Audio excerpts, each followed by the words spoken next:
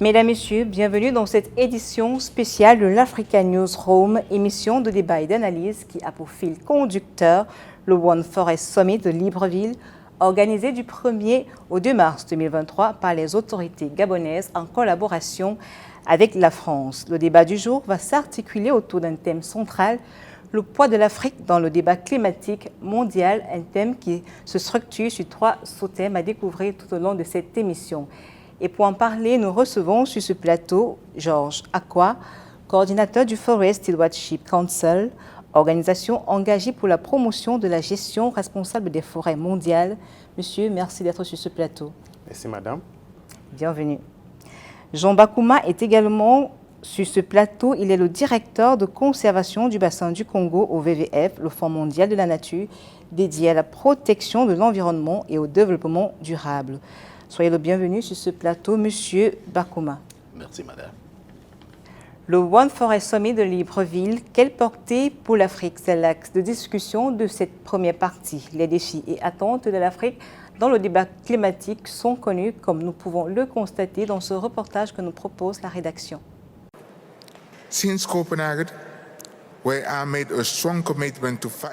Depuis la conférence de Copenhague, nous avons pris de nombreux engagements pour lutter contre les changements climatiques. Ces efforts incluent la gestion des forêts, la protection de nos parcs et nos terres des activités extractives illicites. Nous luttons aussi contre le crime organisé et le terrorisme.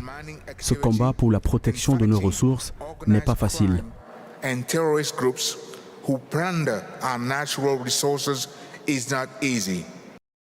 Pour le Gabon, les grandes forêts tropicales, comme celle du bassin du Congo, rendent un service au monde en aspirant des millions de tonnes de carbone de l'air. Ce massif absorbe l'équivalent de 4% des émissions mondiales de CO2 chaque année.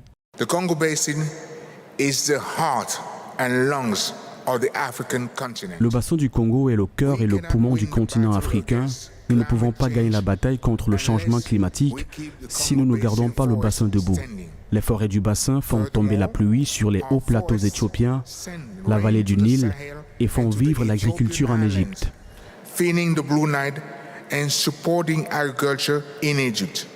Étant donné que la protection des forêts ne fournit aucun revenu, les pays pauvres ont été peu incités à protéger leurs forêts, alors qu'ils pourraient plutôt en tirer profit en les abattant pour du bois ou en les défrichant pour l'agriculture.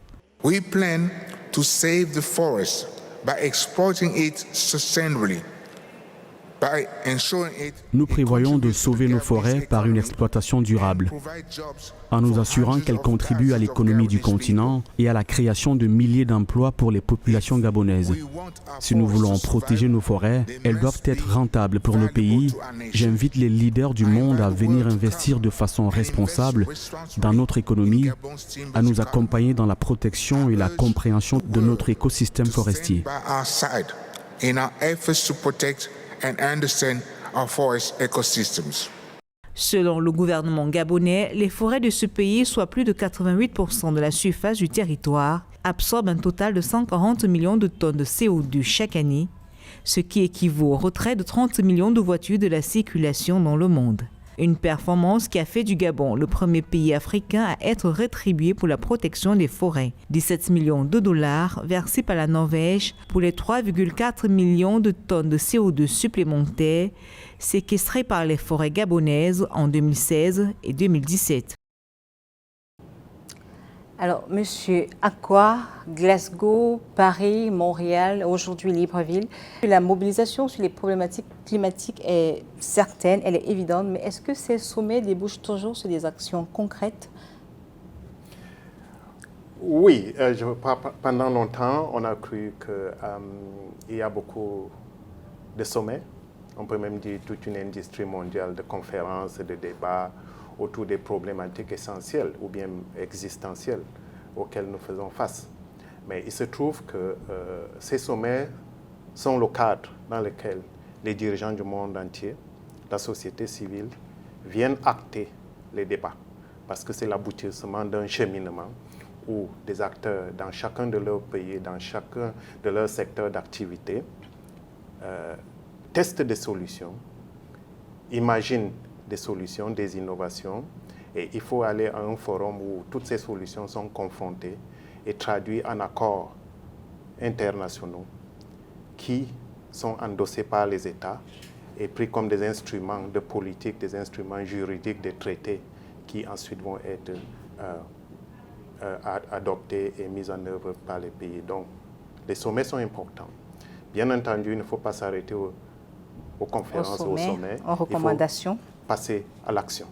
Alors justement, les enjeux de la problématique climatique pour l'Afrique sont connus. Il y a notamment l'adaptation au changement climatique, la transition énergétique, mais aussi la récompense des efforts de séquestration de l'Afrique. Est-ce que vous pensez aujourd'hui que les travaux de Libreville vont permettre d'avancer sur ces points précis, M. Badouma?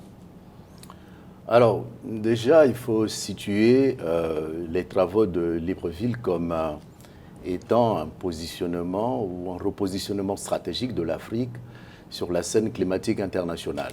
Donc, c'est très important. Les forêts du bassin du Congo sont devenues le premier poumon de la planète et donc un bien public mondial.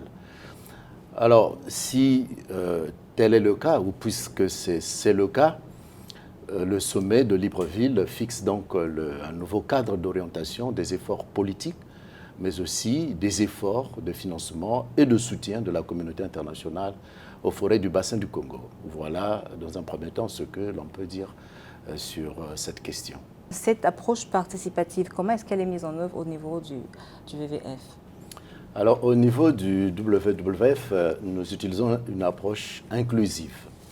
Donc, c'est fondé sur la reconnaissance des droits humains, déjà, mais aussi c'est fondé sur l'implication. L'implication, ce n'est pas seulement la participation à une réunion.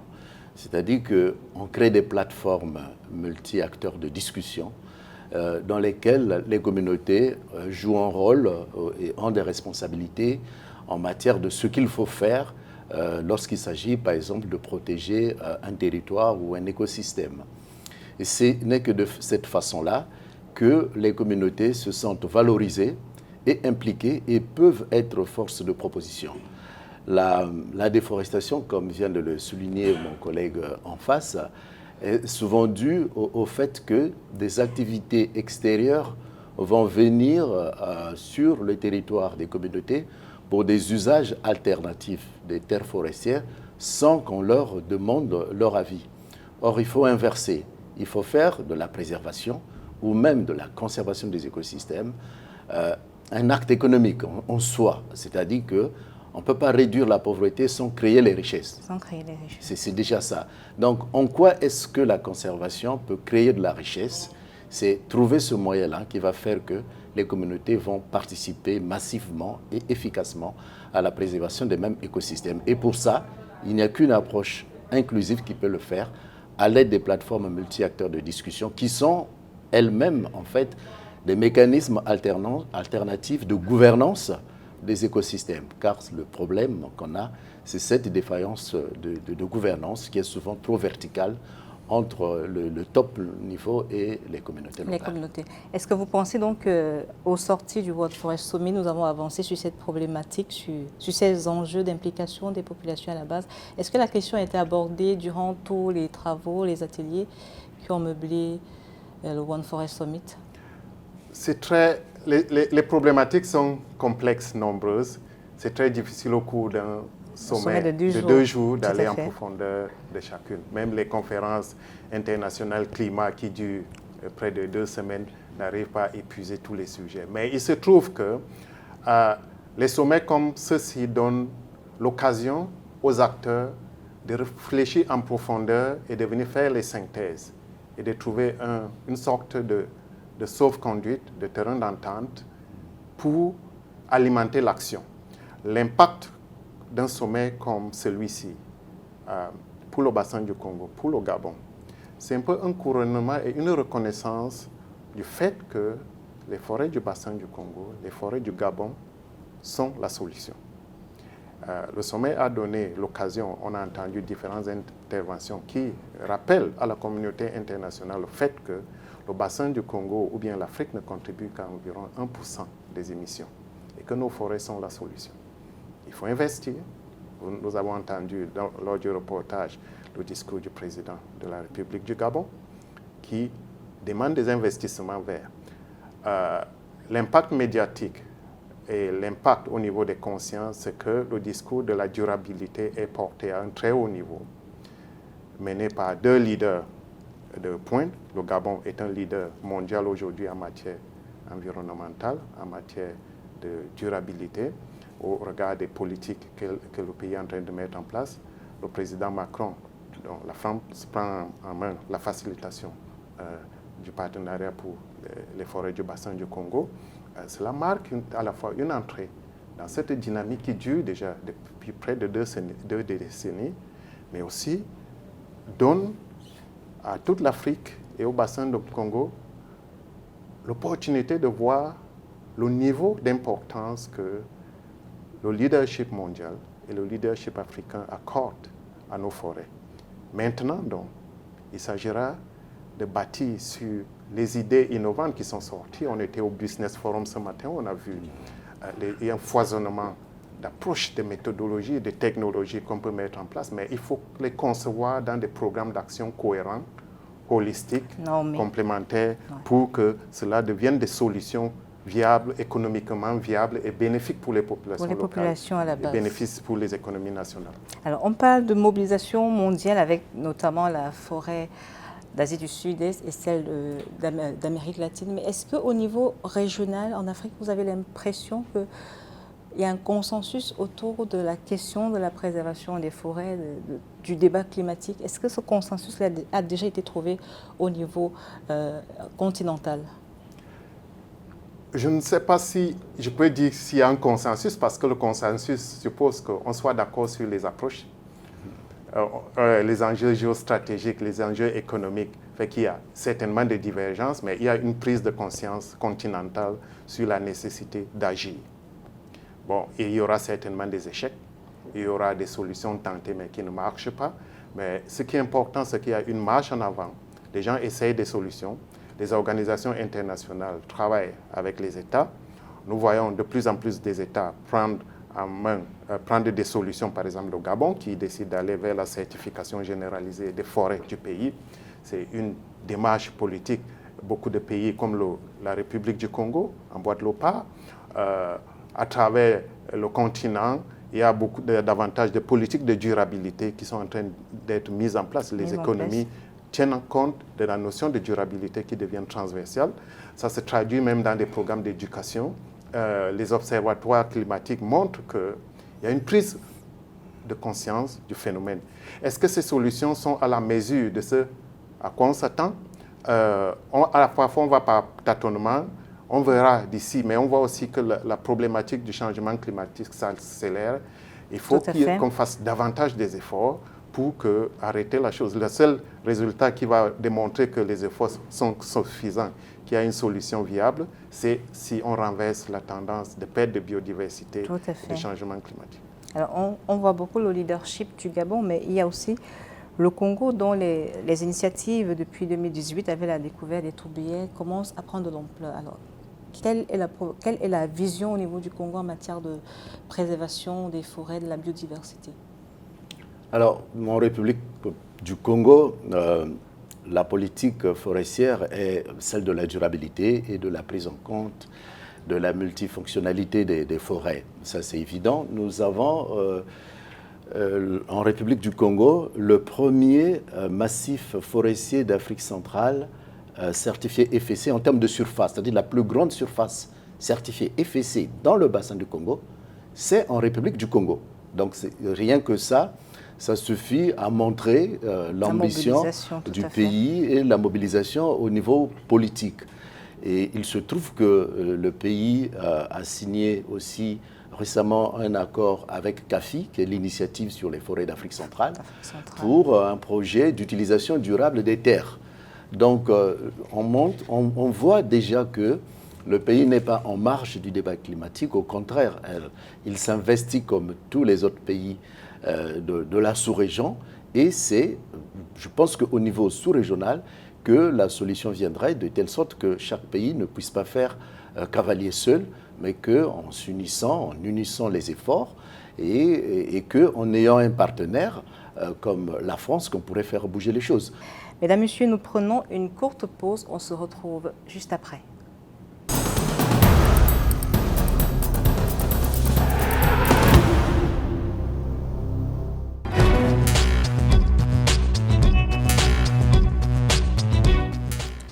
Retour sur ce plateau spécial de l'Africa Newsroom en marge du One Forest Summit de Libreville. Pour cette deuxième partie, intéressons-nous aux enjeux de la coopération scientifique, la place et l'apport de l'Afrique dans cette dynamique qui se structure.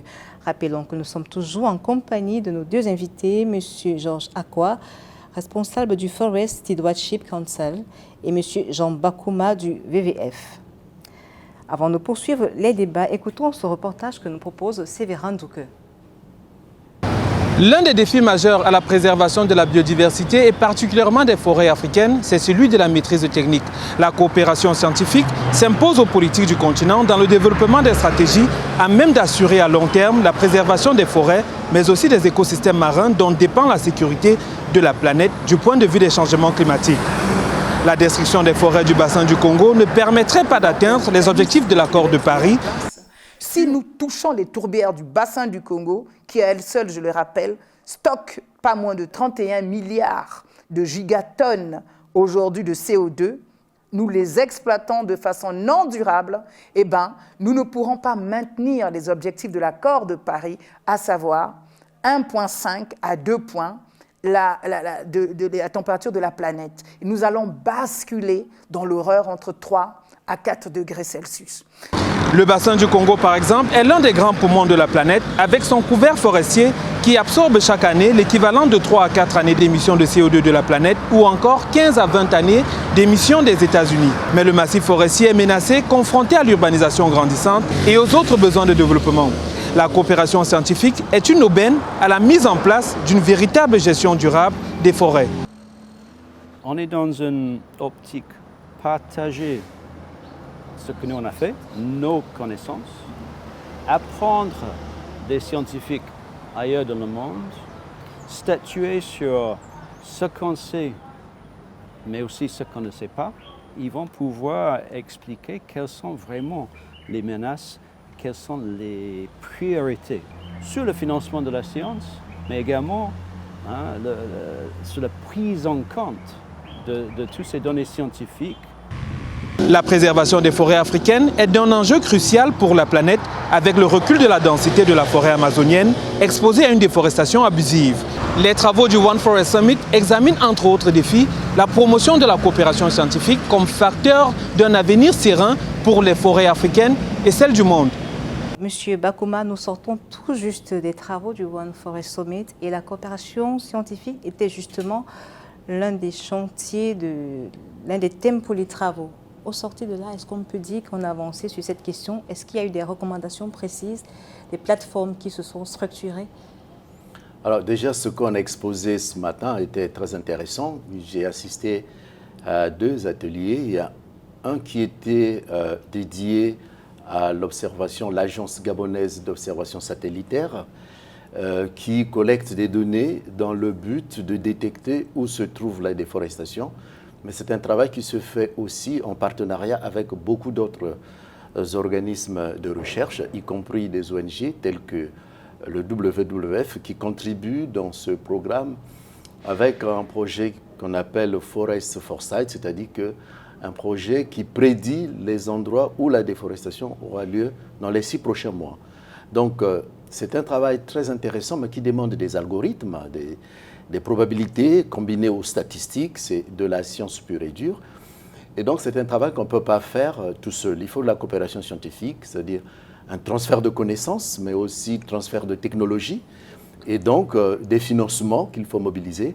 Et je pense qu'un seul pays ne peut pas mobiliser tous les financements dont on a besoin pour y arriver. Et puis, il y a eu un autre atelier dans lequel j'étais, où c'était plutôt des privés qui développent des initiatives de protection, d'identification, de traçabilité. Et je pense que c'était très intéressant ce qu'on a vu, mais on va y arriver que si tout cela se combine effectivement dans une espèce de plateforme de recherche et de partage d'informations pour qu'ensemble on puisse trouver des solutions aux défis auxquels on est confronté. Au niveau africain, quelle est l'urgence en termes de maîtrise technique? qu'est-ce qu'aujourd'hui l'Afrique sait en matière de connaissances scientifiques liées à la préservation des forêts? Est-ce qu'on peut évaluer la connaissance africaine aujourd'hui? Je pense qu'on sait déjà beaucoup de choses, mais personne n'a la science infuse. Les autres aussi ne savent pas ce que nous savons. Donc personne ne peut tout savoir. Mais ce qui est sûr, c'est qu'en Afrique, nous avons au moins les dispositifs de recherche qui nous permettent de produire de la connaissance.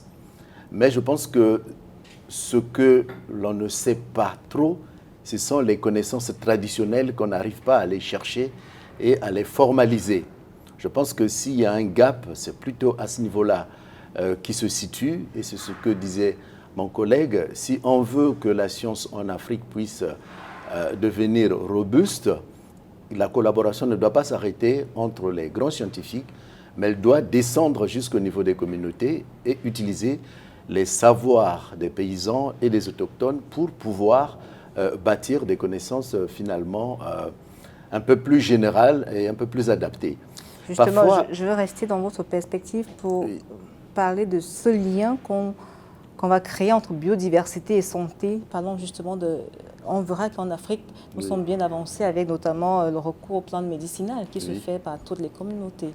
Oui, parce qu'aujourd'hui, la forêt africaine, ou disons même la forêt tropicale, vous savez, c'est la plus grande réserve de biodiversité. Environ 80% de la biodiversité terrestre se trouve en forêt, et la forêt tropicale, elle seule, c'est 50%. Donc je pense que, je ne pense même pas, mais c'est évident qu'il y a encore des molécules ou des connaissances qu'on n'a pas parce qu'on n'a pas tout exploré. Mais pour le savoir, il ne faut pas se limiter à des sciences ou à la science expérimentale comme on fait, c'est ce que je disais. Il faut impliquer les communautés qui ont des savoirs qui vont aider à avancer beaucoup plus rapidement qu'on ne le pense. Voilà une forme de collaboration à laquelle j'appelle ou nous appelons de tout notre vœu pour que cela puisse aider l'Afrique. La certification forestière, on en parle de plus en plus. Sur quoi repose-t-elle et quels sont les critères pour certifier les forêts? Où en est l'Afrique en termes de certification forestière? Bon, il faut dire que la certification forestière, tout au moins le mécanisme FSC ou la certification forestière est née aussi en marge de la conférence, le sommet de la Terre à Rio de 1992, où les organisations, les ONG internationales, les entreprises se sont mis d'accord pour assurer, trouver un mécanisme permettant de mettre sur le marché des produits issus de sources d'une exploitation responsable des forêts. Et la certification forestière permet aux consommateurs et aux entreprises de faire des choix informés, basés sur des mesures crédibles, vérifiables, démontrables, et de mettre sur le marché des produits qui ont démontré qu'ils respectent l'environnement, respectent les lois dans les pays où ces produits ont été extraits et respectent les droits des populations locales et les conventions internationales en matière de droits humains, ainsi de suite, ainsi de suite.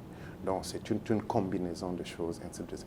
En Afrique, nous avons aujourd'hui en Afrique près de 9,5 millions d'hectares de forêts certifiées. Le bassin du Congo en a 5,5 millions. Et l'objectif, c'est d'atteindre au minimum, tout au moins pour la certification FSC, atteindre au minimum 10 millions, c'est-à-dire doubler la surface actuelle de 5,5 millions à 10 millions au minimum, d'ici à l'horizon 2026. Et d'ici à 2030, nous espérons atteindre près de 15 millions. Est-ce qu'il y a des contraintes dans le processus de certification? Les contraintes, effectivement, c'est... la certification est un instrument à la fois de marché et c'est un processus volontaire au départ où les entreprises qui veulent vraiment s'engager dans la durabilité viennent. Les contraintes sont de nature politique déjà. Voilà. La certification doit s'inscrire dans les lois et les politiques publiques. En Afrique, la certification, aujourd'hui, les produits certifiés sont encore destinés à un marché hors de l'Afrique, notamment en Europe, en Amérique du Nord. nous n'avons pas encore un véritable marché de consommation au niveau du bassin du Congo. Et qu'est-ce qui explique cette situation? Cela vient du fait qu'on peut dire que c'est un mécanisme un peu tronqué. L'exploitation forestière, tout comme les autres commodités, sont destinées, c'est des matières premières. Nous savons que l'Afrique, de façon c'est des pays de matières premières. On produit celui qui achète le mieux. Donc l'exemple du Gabon est très intéressant parce qu'avec la zone économique d'un COC, ça permet de faire de la transformation première, deuxième, troisième. Et il va falloir que différents pays puissent créer des unités de transformation parce que la transformation locale ajoute énormément de la valeur en termes d'emploi, en termes même de taux de transformation parce qu'on perd près de 60% de la valeur d'une bille de bois parce qu'on l'exporte ou bien parce qu'on ne la transforme pas ou les technologies ne permettent pas encore au niveau local de les transformer entièrement.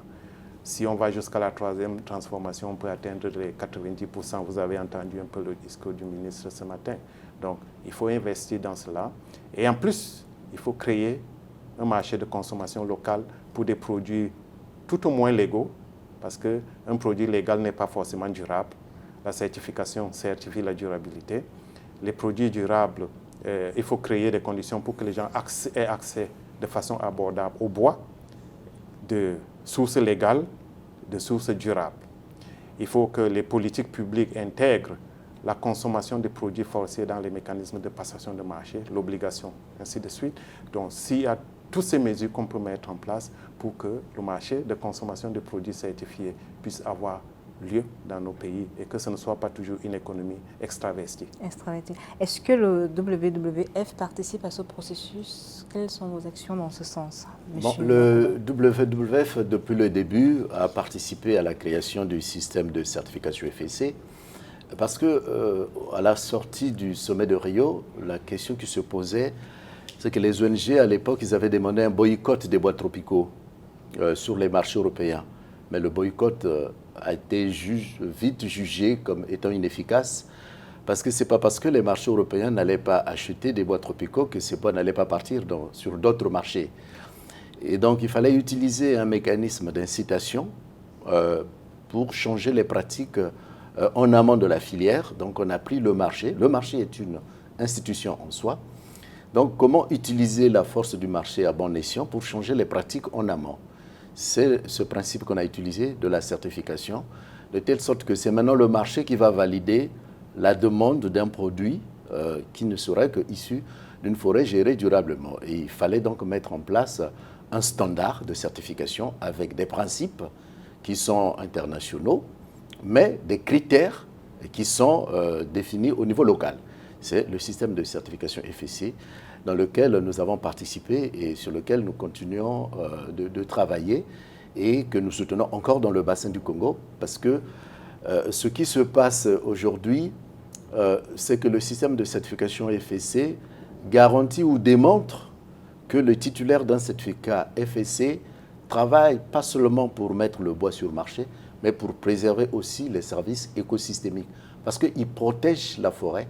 Dans sa concession, il a l'obligation de protéger une partie qui soit représentative de l'ensemble de l'écosystème qu'il exploite.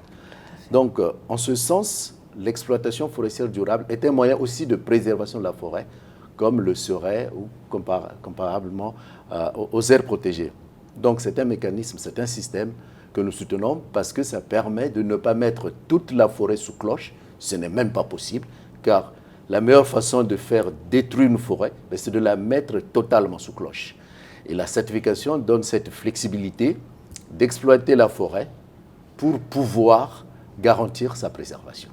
Alors, on a parlé tantôt de transfert de technologie, de compétences. Est-ce que vous avez le sentiment que les partenaires de l'Afrique comprennent cette nécessité de transférer les compétences et même les technologies? Bien, oui, le transfert de compétences, le transfert de technologies est nécessaire. Et encore que, bon, maintenant, nous devons évoluer. Est-ce que les partenaires ont compris la nécessité? Ils en comprennent la nécessité. Il faut à la fois parler de transfert et puis du développement même. Il y a des capacités, des technologies au niveau local. Oui, il faut créer des conditions d'émergence. Il y a le potentiel. Le potentiel est là. Il faut acquérir la science là où elle est pratique, mais il faut se l'approprier, il faut l'adapter pour qu'elle serve le but de nos économies, de dynamique africaine, que ce ne soit pas juste de copier-coller qui n'entre pas réellement de façon efficace comme des solutions adaptées au contexte dans lequel nous sommes. Alors, mesdames, messieurs, nous prenons une autre pause et on se retrouve juste après pour la troisième et dernière partie.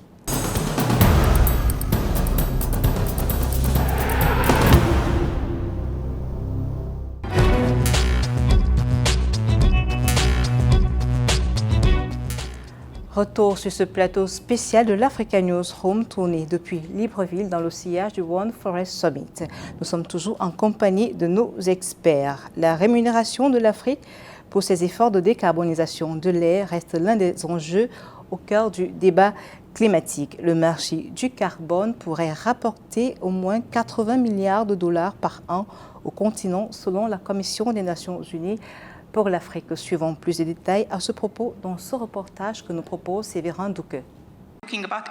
Comment faire fonctionner le marché du carbone en Afrique? Telle était la question centrale des discussions lors de l'Africa Business Forum 2023, le 20 février 2023 à Addis Abeba, en Éthiopie.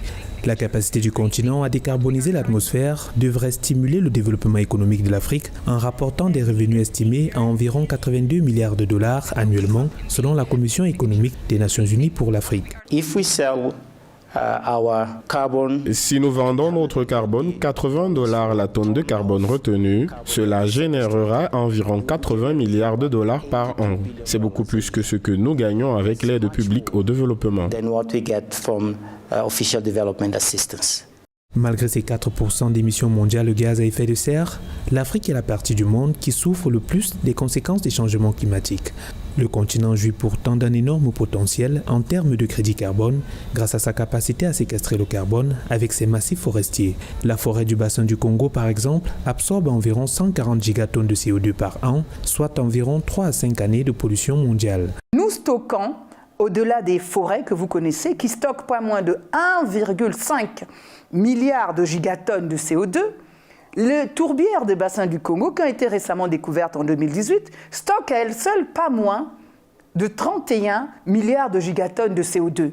Donc vous comprenez qu'aujourd'hui, cela est avéré par les scientifiques du GIEC, les régulateurs, le rempart même de l'humanité en matière de régulation du climat mondial et même de la préservation même de la biodiversité.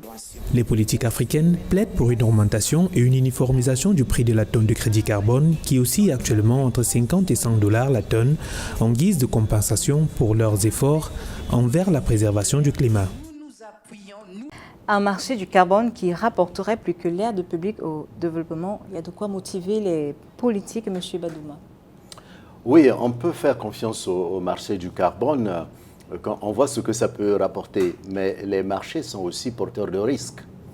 Et c'est là où il y a tout le problème. Et les marchés vont nous imposer leurs lois si les politiques n'imposent pas leurs lois au marché. Je pense que c'est comme ça qu'il faut prendre la question. Et aujourd'hui, tel qu'on voit le marché du carbone fonctionner, il n'est pas du tout bénéfique à l'Afrique. Le prix de la tonne de carbone est trop faible.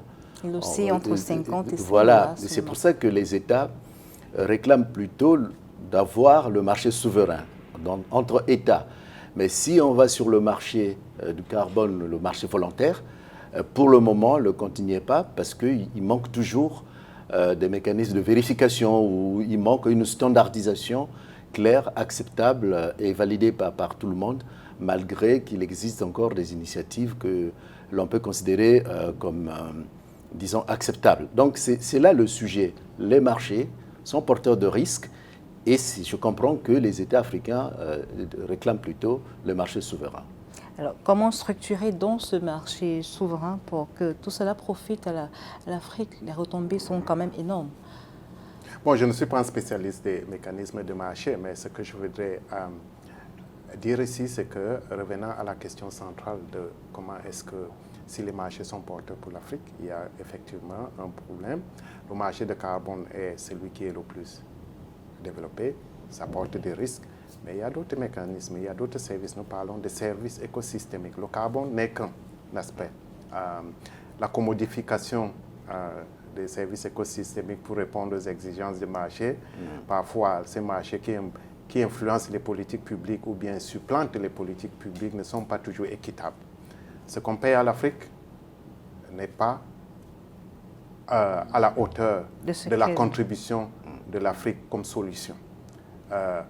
On doit sortir de cette logique des matières premières où il y a des gens qui consomment, qui sont à la source de problèmes, et d'autres qui apportent la solution, mais sont les dindons de la phase, excusez-moi de jouer la chose comme de l'exprimer ainsi. Mais on doit repenser les mécanismes d'incitation financiers et non financiers, économiques divers, pour que les forêts de l'Afrique, tout en apportant les solutions, bénéficient aux pauvres, bénéficient aux populations. Autrement, la pauvreté va s'accélérer, s'exacerber, et les gens vont aller convertir les forêts pour la survie. Comment est-ce qu'on peut empêcher un pauvre qui n'a rien à manger ou bien ne peut pas envoyer son enfant à l'école de couper la forêt? On peut l'empêcher, le contraindre par la force, mais les crises sociales viendront autrement. Donc il faut qu'on trouve des mécanismes pour que s'il y a marché, qu'il soit équitable, que les mécanismes de compensation et de bénéfices soient équitables, que le prix qu'on paye par tonne, quelle que soit l'unité de mesure qu'on retient, que ce prix soit équitable et qu'on ne se retrouve pas dans une économie où il y a des gens qui profitent parce qu'ils ne voient que le profit. On a commodifié le carbone, on a commodifié, qu'est-ce qu'on va faire de la biodiversité, qu'est-ce qu'on va faire des services d'eau. Ce matin, on a entendu dire que les forêts du bassin du Congo permettent à l'Éthiopie d'avoir de l'agriculture, à l'Égypte. À l'Égypte avec le Nil. Donc, il faut donc qu'on trouve des mécanismes. C'est un bien public mondial, mais qui a des gens qui vivent et ont protégé ces forêts pendant longtemps. Parfois, on dit que ces gens n'ont pas fait grand-chose. C'est là où il y a un problème de connaissance. Qu'est-ce qui permet de dire certainement que ces gens ont compris quelque chose et leur économie n'était pas basée sur une prédation de la nature. Ils ont vécu avec la nature sans un système de prédation. L'économie de marché a instauré une prédation vis-à-vis de la nature. Est-ce que l'économie de marché va forcément apporter une solution? Ça peut apporter des incitations pour que les gens voient la valeur financière des forêts, mais ça va au-delà de la valeur financière. Revenons sur ce marché du carbone. En fait, qui vend le carbone? Où le vend-on? Est-ce que les États africains ont une maîtrise de ce marché émergent? Non, aujourd'hui, en fait, c'est un ensemble de projets qui permettent à chaque État d'arriver avec une quantification de son carbone, mais les méthodes sont diverses. C'est pour cette raison que ce marché est quelque peu contesté, parce qu'il est porteur de risques et parce que le prix de la tonne de carbone peut fluctuer aussi, ce qui ne serait pas toujours en faveur des pays africains. C'est pour cette raison qu'on parle de plus en plus des financements innovants. C'est-à-dire que si vous prenez le cas des pays africains, il existe déjà des mécanismes. Le mécanisme REDD+, qui est le mécanisme financier pour gérer la question de la réduction des émissions dues à la dégradation et la déforestation. Ce mécanisme, en fait, permet de récompenser les efforts d'un pays qui a réduit son taux de déforestation. Ce qui ne marche pas avec les pays africains parce que le taux de déforestation est faible. Vous voyez, donc quoi qu'il en soit, l'Afrique va déforester, donc ne pourra pas bénéficier techniquement des crédits REDD+. En tout cas, pas autant que l'Indonésie, parce que l'Indonésie peut réduire son taux de déforestation, non pas parce qu'il y a des efforts, mais parce qu'il n'y a plus de forêt. Et donc, s'il n'y a plus de forêt, on ne peut plus déforester. Vous voyez, l'entourloupe est quelque part là. Aujourd'hui, en Afrique, il faut un mécanisme, peut-être pas alternatif, mais complémentaire au mécanisme REDD.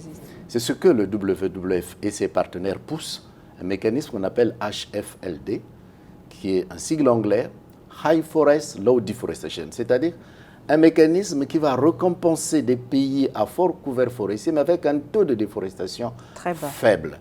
Et pourquoi? Eh bien, parce que si ces forêts-là sont sur place, c'est parce que les États ont pris des engagements depuis les accords de Rio à les maintenir sur place. Sinon, elles auraient été rapidement converties en d'autres usages et c'est l'humanité tout entière qui aurait perdu.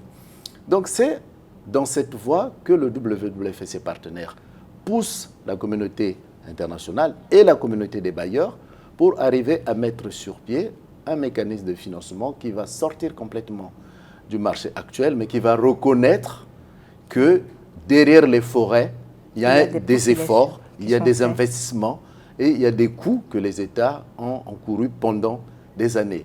Voilà aujourd'hui le message que l'on veut livrer à la communauté internationale et à celle des donateurs. Comment traitez-vous la question des financements innovants au sein de votre organisation, M. Akwa? Il faut dire que la certification FSC est déjà en elle un mécanisme de marché. Ce n'est pas un mécanisme de financement, c'est un mécanisme de marché qui établit déjà une interface fonctionnelle entre le privé et le public et aussi une interface entre les producteurs et le marché, les marchés niches qui payent une plus-value pour les efforts des entreprises qui se sont lancées dans la gestion responsable des forêts. Donc, FSC n'est pas un mécanisme de financement, mais FSC crée un marché. Crée cette interface à travers les outils et les solutions de certification et de gestion durable des forêts, responsable des forêts, pour inciter les acteurs à rentrer dans le créneau de la durabilité. Donc, il y a les standards de FSC pour certifier les forêts. Il y a aussi ce que FSC met en place maintenant, le modèle économique pour le climat et les services écosystémiques qui va permettre aux entreprises, aux concessionnaires forestiers qui gèrent durablement leurs forêts, d'avoir d'autres sources alternatives, par exemple le paiement pour services écosystémiques qu'ils valorisent dans leurs concessions, pour qu'ils voient la plus grande valeur de leur forêt au-delà du bois qu'ils exploitent durablement dans les concessions. Donc, il y a ces outils qu'on met en place pour à la fois mettre en relation le marché avec les producteurs durables et aussi éventuellement créer des mécanismes de sponsoring des services écosystémiques par les acteurs qui ont des financements et cherchent des sites ou bien des forêts où les producteurs et les communautés sont engagés dans des actions pour promouvoir la biodiversité et les services écosystémiques tout en générant des produits forestiers extraits durablement pour le marché. Alors, il y a déjà cette mobilisation de la société civile. Est-ce qu'aujourd'hui en Afrique, les investisseurs privés ont pris la mesure de l'ampleur pour se mobiliser autour des financements innovants de manière à structurer des marchés durables locaux? Oui, si je me réfère à l'atelier dans lequel j'étais hier, on parlait déjà des corridors écologiques pour les éléphants. Et effectivement, ce qui était important de voir, c'est que derrière les corridors, vous avez aussi des populations autour des corridors, mais vous avez toute la question climatique qui est autour même de ces corridors-là. Donc, il y a des organisations, en tout cas des entreprises qui sont déjà dans la finance responsable, ce qu'on appelle la finance responsable, qui ne donnent de l'argent, ne font crédit qu'à des entreprises qui elles-mêmes ont des projets qui tiennent compte des contraintes environnementales et des clauses sociales et environnementales. Donc, la finance responsable est en marche. Elle a commencé un peu à évoluer par tâtonnement, mais petit à petit, elle se structure autour des projets qui permettent de préserver la biodiversité et d'aider aussi les entreprises à avoir des objectifs climatiques qui sont réalistes et vérifiables. Au sorti des travaux du One Forest Summit, il y a eu des avancées notables sur la question des financements innovants. C'était une thématique abordée. Je pense qu'on va s'acheminer. Le consensus, c'est que les financements climatiques en direction de l'Afrique ne sont pas à la hauteur des attentes, en tout cas des services rendus par les forêts du bassin du Congo. Je pense que les chiffres que j'ai entendus, c'était un pourcentage de 11% seulement de tous les financements internationaux climatiques dans le monde, contre 54% pour l'Asie et environ 30% pour les pays d'Amérique du Sud. Aujourd'hui, je pense que le One Forest Summit a abordé cette problématique. Et il est important, nous en tout cas à notre niveau, d'exiger d'accroître ces financements, de passer au moins de 11% à 44%. C'est-à-dire les quadruplés, c'est le minimum que l'on peut exiger si on veut encore avoir un discours crédible sur les forêts du bassin du Congo. C'est pour ça, dès le début, je vous ai parlé de ce triptyque de 3M, c'est-à-dire que le message est là, le moment est là et le messager est là. Donc, essayons d'aller dans cette voie et les financements constituent un facteur important de changement des pratiques, de changement de philosophie, car sans la finance, en fait, la conservation risque de rester au stade de conversation. Vous parlez de passer de 11% de financement mondial à 44%. Est-ce que ce n'est pas un peu utopique déjà que même ces 11% ne parviennent pas à être remplis? Est-ce que ce n'est pas utopique d'espérer 44% des financements mondiaux pour les efforts que l'Afrique consent pour la nature, pour la planète? Bon, peut-être l'utopie ou la mort. Donc, il va falloir qu'on comprenne que soit nous investissons, soit on va en dérive. Donc, à un moment donné, peut-être que les gens vont courir. C'est peut-être utopique parce que les gens hésitent. Quand il y aura peut-être des catastrophes et tout le reste qui s'enchaînent déjà là, que les gens comprennent avec les inondations. Je ne peux pas dire que c'est utopique ou non utopique. Il y a un besoin réel, mesuré par la science, des connaissances, quantifiable. Il faut que, si on veut renverser la courbe de la perte de la biodiversité, de réchauffement de la planète, il va falloir qu'on investisse. Et ce n'est pas un problème du Gabon seulement, ce n'est pas un problème quelqu'un qui est aux États-Unis qui pense que l'arbre qui tombe du Gabon ou bien la sécheresse qui ne les touche pas, ça c'est un leurre parce que tout est global. Donc on dit que les poussières du Sahara sont utiles pour l'Amazonie. Donc il faut comprendre qu'on est dans un monde global. Il y a des oiseaux migrateurs qui partent, dont les gens se pavanent dans des pays européens, mais qui nichent en Afrique du Sud de façon saisonnière. C'est un bien commun. Comment est-ce qu'on voit cette relation et cette intégration des destins? Donc, l'utopie, peut-être, mais c'est basé sur des faits réels. Avérés.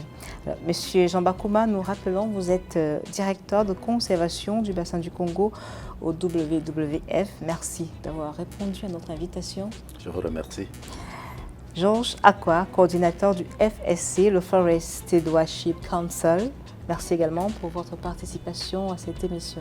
Merci, madame. Mesdames, Messieurs, c'était l'Africa Newsroom, édition spéciale depuis Libreville, en marge du One Forest Summit. Restez sur Africa 24 pour d'autres programmes ou d'autres informations.